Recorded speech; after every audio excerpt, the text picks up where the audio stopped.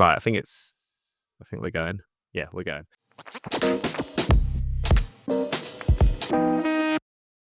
Cool, wicked. Well, welcome back to Months in Motion. This is May's edition.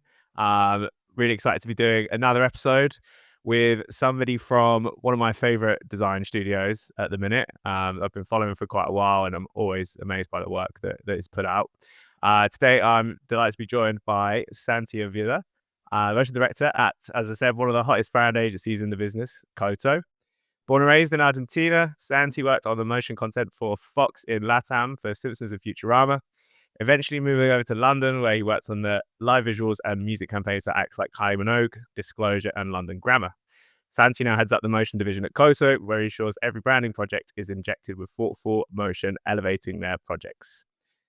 Lovely to have you here, Santi. I'm glad we're both here as well. Yeah, with our mates.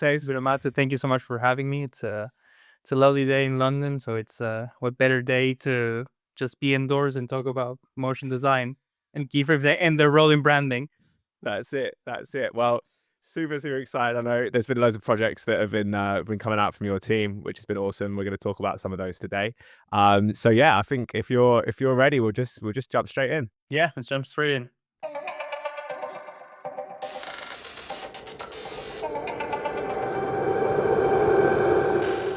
Cool. So first question I got: for forward-thinking brands and agencies, motion behavior and brand behaviors are merging. Leading studios like Koto have known the importance of motion and identity for a long time. Discussing it at length in your fantastic piece, Real Talk, the power of motion branded design, which I've just finished reading up. It's a really good article. It's a long one as well. So It's a long congratulations on the patience and dedication. I recommend anyone listening to go and check that out. I read another article where you stated that you believe brands can no longer exist just in static form.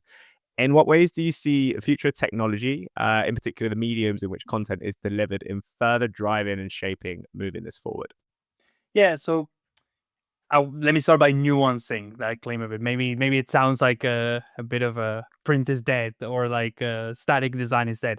In the newsletter, there is that moment of focusing on how motion works and how it creates something that static design doesn't.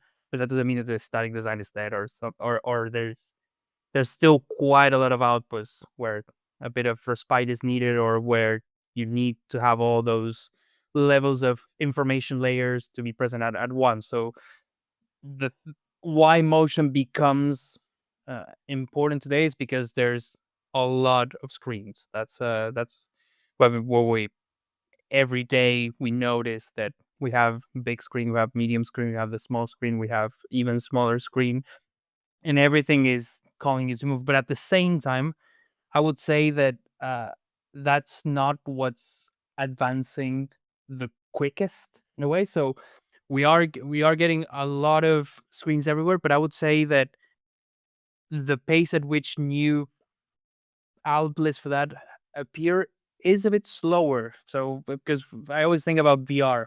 VR, has it really become a thing? I feel like every 20 years or every 10 years there's a VR spike, and I think Apple Vision Pro is the latest one.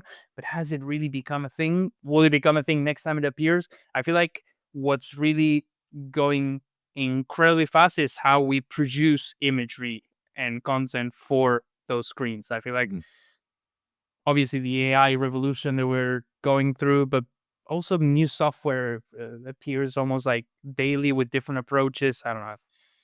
We all know After Effects, we all know Cinema, we all know Blender, but there's also Touch Designer, there's Rive or Jitter, Rive for interactivity, Jitter for more web experiences, but also Jitter is very interesting because it has an appeal to non-animators and it's quite accessible. But then, I don't know, for 3D, 3D for web, you have WOMP, you have Spline. There's a million new software as well, aside from the AI generative images. So I feel like the quickestly evolving part is how we generate images for the screens. But I would say that the screens are not that quickly based. I guess we still go to the movies. Like it's still like it's a century old screen that we still go to. I feel like that's what moves slowest.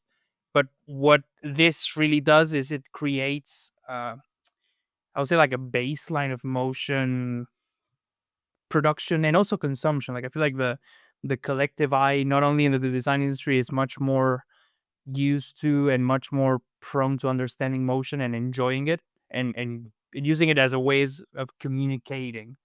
So I feel like what's interesting right now in the creative industry, especially in the branding ecosystem, is that it becomes more about refining how we communicate through motion. Every medium to big, even small branding agencies have motion people already there in their teams. So I think it's more about that sort of like arms race of trying to find that distinctive factor in that extra way of, I don't know, subverting an expectation or taking inspiration for something completely outside of the design realm to put it into a motion system. And I feel like it's a really interesting time for motion design in general. Like I feel like Emanuele Colombo, who's a great animator, he really speaks about how he moved from doing character animation a la Buck, that sort of explainer, character driven, long long videos, but short form videos as well. Like it's like a minute, very traditional animation, and he says that that is slowly changing into motion being more integrated into product, into brand. So there's different applications to motion. I feel like it's an interesting shift, definitely. Yeah, yeah. Yeah, that's super cool. I think there's a lot of brand projects I'm seeing at the minute as well, where you're seeing one that springs to mind quite recently was the Dojo rebrand, where there's a lot of kind of 2D like motion design, but then a lot of illustrated kind of Yeah, animated assets coming into the branding as well. And I think we saw the same with Eventbrite by Buck recently. Again, it was yeah, very kind of motion, again, the kind of motion principles, but then coupled with yeah, just the kind of illustrative character elements that are coming in. And I think yeah. And that's the brand becomes like a sort of motion vessel to that you can skim through each one of the styles. Yeah, yeah. That's a super interesting way of approaching motion for sure. yeah, exactly, exactly. Going back to what I was saying in the intro around kind of how Koto really led the way in integrating motion into kind of coming up with visual identities for the brands that you work with. One thing I found interesting is I've had quite a lot of conversations with agencies recently where I've been discussing the importance of thinking about things that way, thinking about motion from really early on of developing a visual system, a visual brand for a company. But it feels quite often, and I actually kind of saw a part about this in the Real Talk article that I just finished reading from you guys, that brands kind of almost still see motion a lot of the time as like an afterthought, like leaving it till the last minute until they're like, oh shit, we need a moving video, we need something to launch this brand, etc. And then it's kind of not too late, but it's I think it makes such a big difference when it's thought about, with consideration from the get go. One thing I'm curious about is when working with motion and branding from the very start, how do you find motion shapes and changes the direction of a rebrand when it's brought in from day one? And how do agencies that aren't doing this navigate educating their clients on the importance of this? Yeah, well, I would say what we were chatting about in before still also applies to non-creative industry companies or our clients. Like I feel like there is in our day to day as consumers, just more understanding that things need to move. It's just as simple as that. And then you can see that TikTok is moving all the time, like Instagram, all the social media that we use as civilians or like people consume on the consumer side is always moving. So I think there is a general necessity of promotion, even though it's might not be articulate yet by the clients, so they don't really understand what the outlets are, what the production pipeline is, or how long it takes. There's still that question always like we want motion, we want something to move. So I think that's why what you're saying is super important to have motion from the very beginning or as early as possible in the creative process. But I think at Goto, what sets our work apart in a way is how much we focus on the strategy phase. Like even before opening a Figma or After Effects or any design program, we have a big strategic phase with our clients and internally, just to understand what the brand idea is. So it's more about understanding where the client is, where they want to be, what the obstacles are in the middle, and coming up with like a sort of summary of what we want the brand to be. Like that is the brand idea. Is uh, it's a bit of a key that opens up the visual and the verbal part of of our brand creation process. So I think that is that should always be there even before talking about motion. What's interesting about the brand idea from a motion perspective is how it translates into motion principles, which is a set of adjectives that can on their own sound very vague and very strange, but it really helps us and the designers and the copywriters to start understanding how motion works, how it feels when we start testing. So, for instance, if we I don't know, I want to talk about some examples like Amazon and some of the work that we've been recently doing, but I feel like in general, it's about finding those, I don't know, some more like sensorial ideas of how we think this brand should move or how it should feel linked to that brand idea. So I think it's if that part of the process is well executed and it is given enough time, that's like 2/3 of the process done. I would say it's a uh, motion should not be the superstar everywhere. Just because people need more videos doesn't mean that everything needs to be motion first. I think that shift that I was talking about before is just understanding that motion is another like cog in the clockwork mechanism of branding, and it's just understanding that it will be bigger or smaller depending on each brand system, but it's just understanding that it needs to operate and it needs to articulate with the rest, because otherwise it's not going to work properly. Uh, Yeah, totally. I think it needs to have its place, right? It needs to be yeah, aired out. and sorry, just what you were saying before I forget. It's about bringing motion ideas first will be different than bringing a static design idea. So I think the more we can just throw them out there alongside the design one, alongside, I don't know if there's sound effects involved, what ideas can we put together, and just having, I don't know, like a lot of papers together, we can do collage with that. Mm. If we don't have those magazines from motion or whatever to cut out and put into the mix, we'll we won't have those perspectives into the motion system. Yeah, totally. It's kind of the idea of like all these forms of design merging into one, right? Yeah, Like the static, the motion, the sound design. Like when you're looking at a brand, you want to think about that all together. None of these like kind of individually leading the definitely. element. Yeah, that's super interesting. And again, I think just motion for the sake of it. It's just very obvious when it's done. When it's not done with intention. It's all about knowing kind of why and how a brand should move in a way that's meaningful to the audience, right? And I think the idea of thoughtful integration becomes really powerful when working with brands that are rooted in an emotional connection. And I think this is really true of music. So, kind of bringing this onto to one of your projects for Deezer. I'm a really strong believer in the fact in being able to create emotion through motion. As cheesy as it sounds, I think it's I like love emotion pun. We love emotion pun. yeah. I love the catchphrase for it. So those who watched last month's episode would have seen me chatting with Brian Collins and the rebrand that Collins did for San Francisco Symphony. So a brand whose core identity lies within music, orchestral music, and I think that music obviously connects with us so deeply on a human level, and I think motion just works so well to work with brands like that. But one thing I think is balancing it, and this is really well done in the San Francisco project, San Francisco Symphony project, and also the Deezer project that we'll come onto, is getting the balance right and not kind of overdoing it. I think can be quite a tricky line to walk. And the work that your team did with Deezer is a really, really great example of how the movement of music can influence a brand's identity and how it can be translated and have a multi-purpose across the different genres that are kind of across that platform. I'm interested, what were the key considerations and research that your team went through to work motion into the Deezer rebrand without creating something that was visually overwhelming? Yeah, well, I think Deezer is a motion first brand, and I feel like that's from the very beginning. Joe Linda, the CD of that project, was very aware that it's also the product that we need to sell.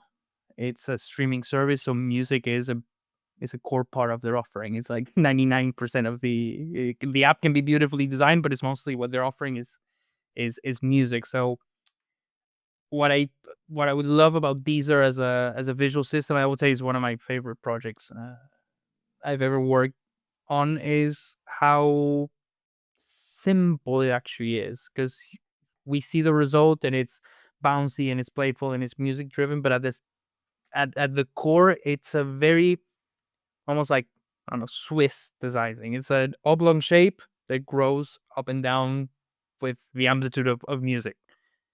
Then you multiply it a few times and you get like a pattern. And then you just have sound waves go through it, whether from the middle or left to right. It's a very strict set of rules. But at the same time, it really allows for the variable to be the music that you put through it.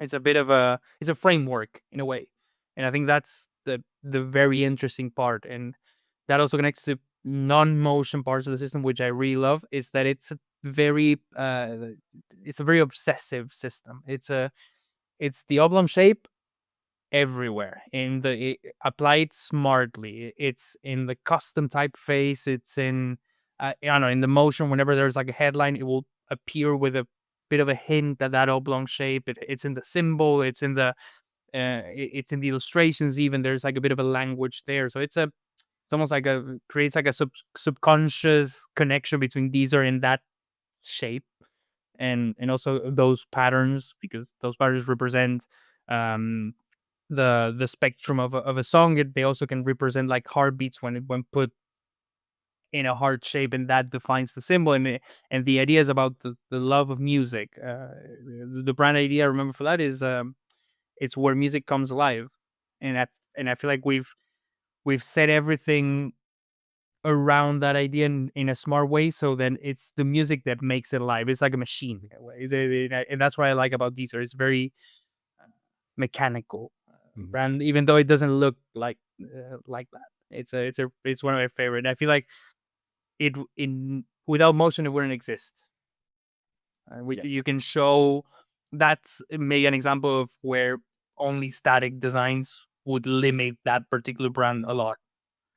Yeah, that's really cool. I think one of my favorite things about motion design is often the simplest, I'm using quotation marks there for a reason, simplest looking kind of like motion identities actually have so much thought and so much behind them that you don't necessarily know unless you read the case study of it, or if you sit down with someone like yourself and they talk about the things behind it. But the way that it actually translates into the emotion and the way that the audience kind of understand it, I think speaks volumes really. And I think that's really cool.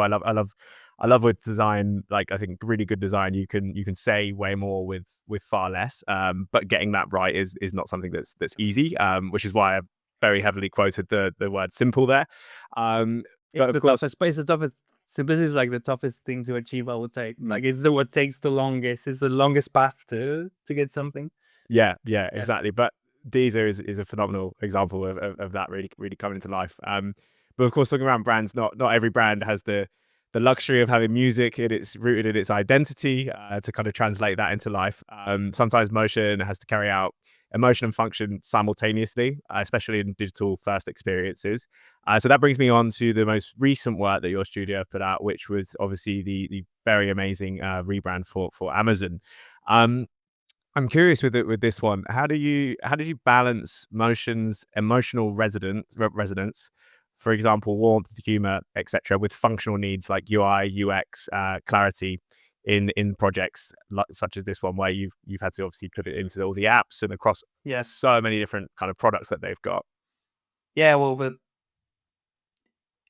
Amazon was like such a huge project. That I was talking to Jimmy Houston, who spearheaded that project on the motion end. And what we were talking about is how in such huge projects, that initial strategic and conceptual phase is even more important, because you need to understand that it's going to be a project that will involve hundreds of internal teams. It will involve hundreds of external partners, because it's not going to be only Amazon. It's going to be how Amazon is presented when, I don't know, when it's sold by someone else, when it's shown as a brand alongside other brands. So there's so many touch points. And there's so many sub brands also in that specific in that specific project, that it's about finding clarity in the concepts, but then understanding that you'll need to be very pragmatic and strategic when starting to make it real and to make it down to earth. So it's all about finding tenets, finding those motion principles, and making sure that they resonate in very functional assets, especially if it's a digital first product. So the opportunities to do very expressive motion with a lot of layers in product is not. It's almost like a no. It's like it's not recommended, because there's accessibility. There's many things at play there. So I would say it's about finding the right tenets and making sure that you always have them in the back of your head when animating, and when building the motion system, and when building guidelines for that system, so the internal teams can work on it. So if I remember correctly, the tenets for Amazon were simple, effortless, functional, and there was another one which I think was the most important one, which I think was charming. I think it's charming, or sorry if I can't remember exactly the tenets, but it's just having those principles at hand in your mind whenever you're doing it, and just interrogating the work at all times and seeing, are those easing settings giving me one or two or three or all out of those four tenets, and understanding that there's not going to be many uh, big expressive launches or like brand films. It's going to need to live in the word mark, in the symbol, in the little smile animation. It's just understanding that, yeah, you you need to understand the dimensions of your project, and seeing how much you can push it, and always try to push it as far as possible, but also not make it so it's impossible for the internal teams to use it. So sometimes, I don't know, but whenever there's like a brand architecture, like a very complex system, when you see the case study from, I don't know, from the studio, you say like, what have they changed? But there's so much that has changed behind it, and it's also understanding that each project is at a crossroads. I would say it's like, it's which company is it for, where are they, what do they need, but also internal needs. Like, I don't know, do we want to explore this technique? Is it relevant to this client? But also there's budgets, there's schedules, there's many elements that intersect to achieve a result. And I feel like Amazon is like a huge success in the motion side, but in the brand architecture, like it's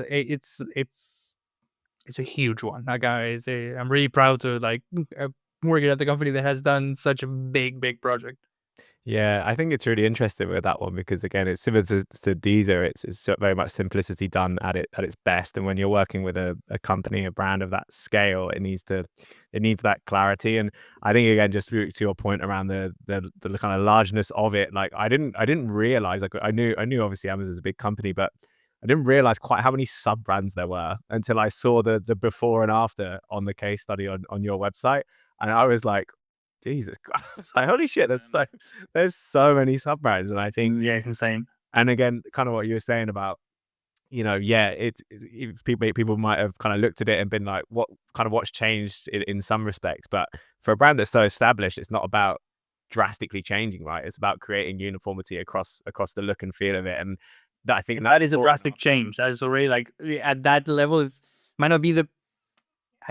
I don't want to say that it wasn't a drastic visual change, because it is, but it's because it's now a system. It's consistent. It's coherent.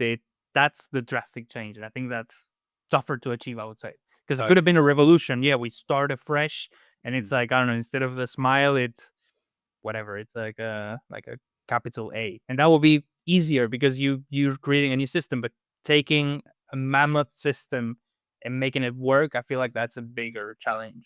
Yeah, totally. And yeah, I think to anyone that says a kind of what's changed, I implore them to look at that before and after case study, because I think it'll really make them realize quite how much has changed with that.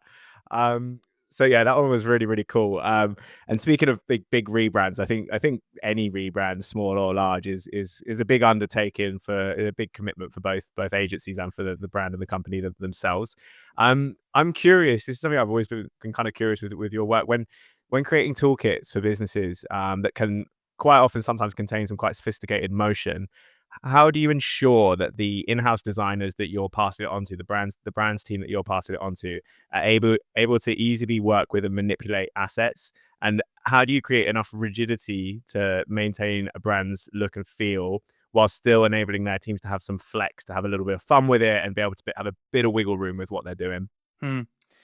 Yeah, it's.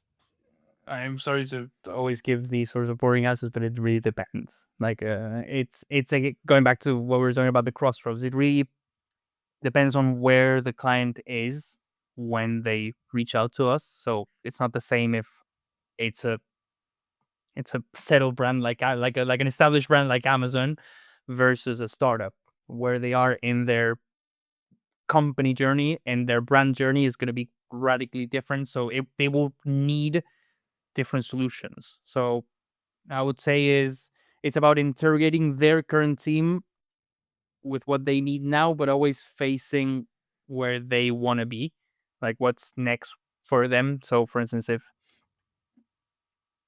if the strategic part is gonna, if we're gonna have enough time for the strategic part, I would say getting principles and behaviors right is better for a smaller company because they will have, I don't know, like a bit of a map, where with where they want to go and where they want to grow their visual identity, especially in the whether in the motion department specifically or in general as a brand.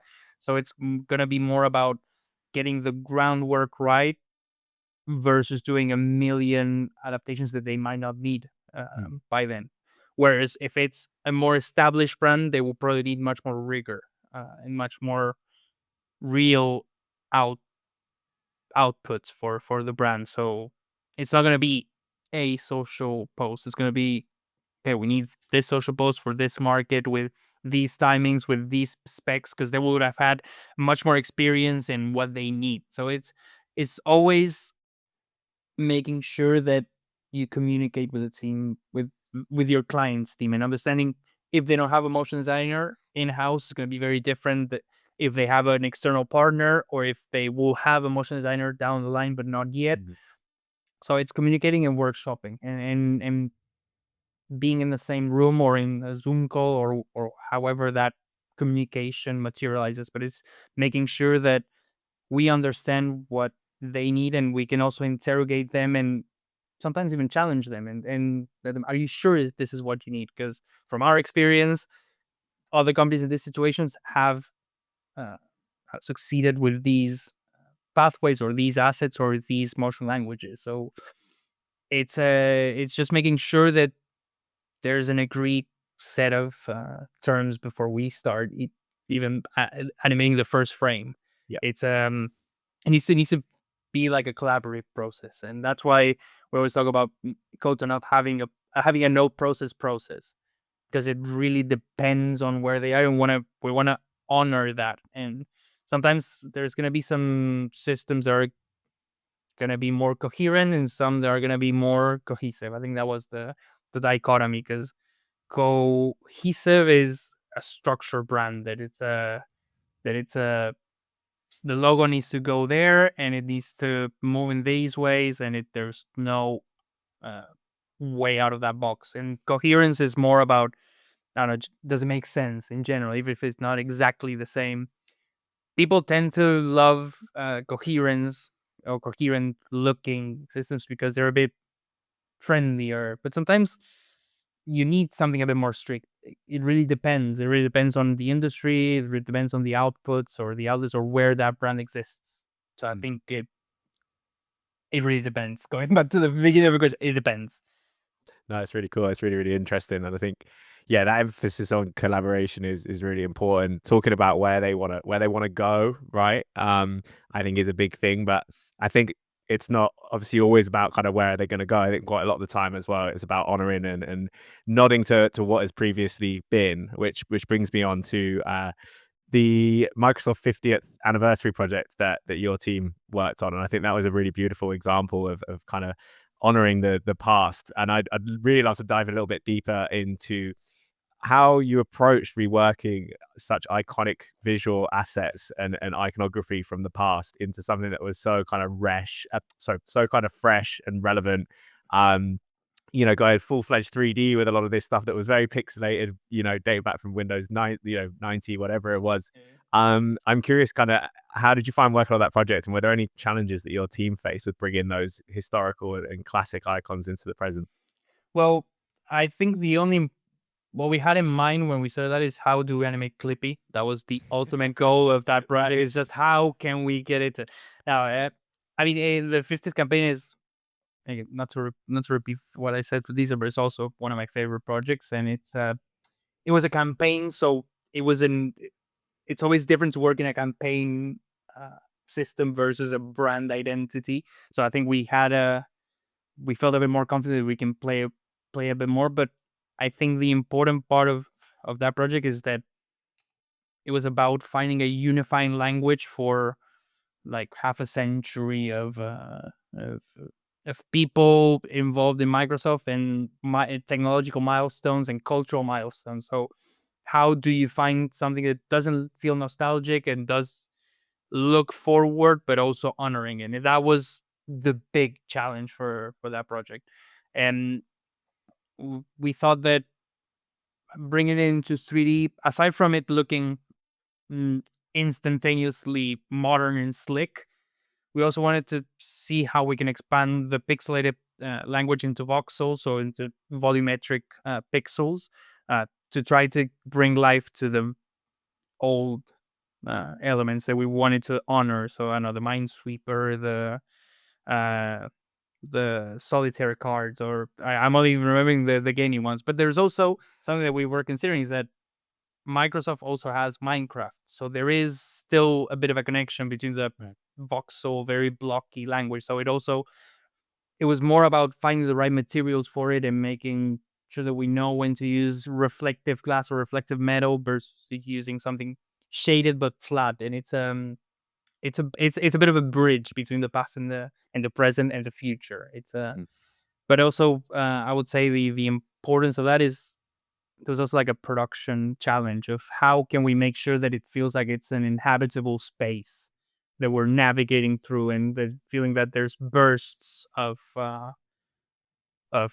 Microsoft elements. They live and they float in a space, because usually what happens is that because of time limitations or budget limitations, we are only allowed to do some 3D elements in static and then just making them turn Yeah. in a separate render and then just compositing it. But what we wanted to make sure is that we found the right moments to explore it in something a bit more bespoke and more of a space that you navigate in, and you notice how everything works. Everything it feels like it's thrown around, but there is a lot of systemization to it. There's a big thinking about productivity. For instance, what is the past version of productivity versus what is the future? Is it I don't know, Word versus Copilot?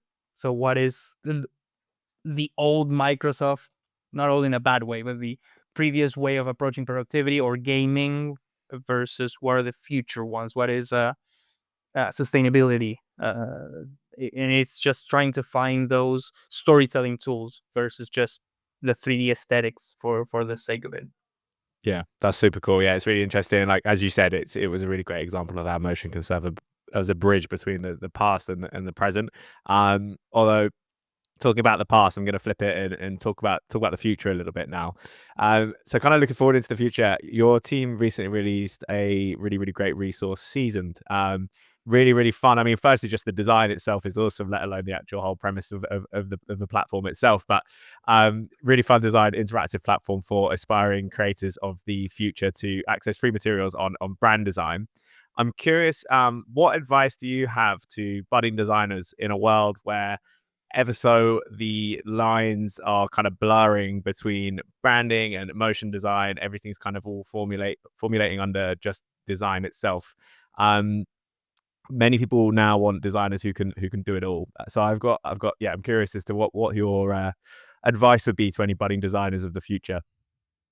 So what I would say first is like to any company or studio that wants designers to do it all, it's not the right approach because especially if you want a junior who can do everything, they're not gonna do it, and they shouldn't do it. That's something that we want to make sure that whenever we look for interns or juniors or even midweights and seniors, but especially when it's interns and juniors, just making sure that we are realistic with what we expect from each level of seniority. I feel like I don't know if I have to give an advice to an intern or someone who's looking for junior roles, is just making sure that it's that you wanna learn more. I feel like it's a I don't know, whenever we're in interviews with interns or juniors, it's more about like seeing it's got like the sacred flame in their eyes of like trying to, they want to learn stuff. They want to like grow in what they're interested in. Cause it could be motion design, it could be brand design, it could be anything. But I feel like, I don't know, it's always that debate between generalists and specialists. At Koto, we like to talk a lot about T-shaped uh, profiles of people. Like there's something that grounds you. There's like one role that it's your bread and butter, like what you love and what you do every day, and what you want to like incrementally grow in. But then there's the T shape is like, where do you want to expand towards? It can be expansion just out of curiosity, out of just reading, out of just, I don't know. For me, it's VFX. I love reading about VFX. I'm very interested in like the filmmaking, post production part of it, but I'll never work on it. Like it's a I don't think there's any more unfair work than the VFX artist, because when your work is done properly, it's not visible. Like that's when you know that your VFX work is done. If it's not noticeable by anyone, if it's noticeable, it's not well done. But I don't know if it's music, it's just understanding where you are and where you want to grow. Maybe it's AI generative imagery. Maybe it's I don't know. We have Dylan at Koto London, who's a graphic brand designer who's moved now more into typography. It's just finding those pathways that you're interested in growing in.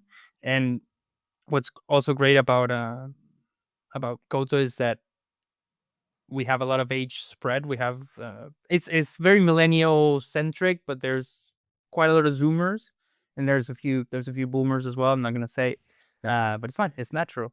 But I think that also gives us a lot more insights into how tough it is for people to get into the creative industry and how steep it's becoming more and more. So that's why Season is a great resource that we're really happy to work on, because aside from the utility and how good at having free resources like that is, it's also a very fun looking project, and we think we nailed like a look and feel that was right for that project, and it's something that will continue expanding. There's now 3 books, but there's going to be more coming. One of them will probably be motion, how to get into motion design, it for branding.